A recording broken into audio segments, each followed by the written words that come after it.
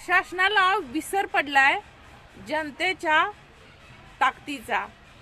जनता काय करू शकते ह्याचा विसर पडलाय। त्यामुळं मनमानी कारभार सरकार चालू ठेवतंय। मनमानी कारभार चालू आहे देशात आणि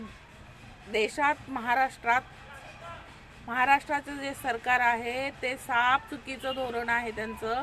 प्रत्येक गुन्हेगाराला त्यांनी पाठीशी घातलंय आणि अजून पण घालतायत। जनतेला त्यांनी कधीच महत्त्व दिलं नाही। जनतेने जर प्रश्न विचारले तर त्यांना राजकारण करू नका ह्या शब्दांनी तिथं दाबलं जातंय। तर देवेंद्र फडणवीस सरकारला जनता काय आहे, जनतेची ताकद काय आहे हे दाखवून द्यायची गरज आहे। तर मला सगळ्यांना एकच सांगायचं आहे, येत्या निवडणुकीत आपली ताकद प्रत्येकानं दाखवा। सरकार मनमानी करू शकत नाही।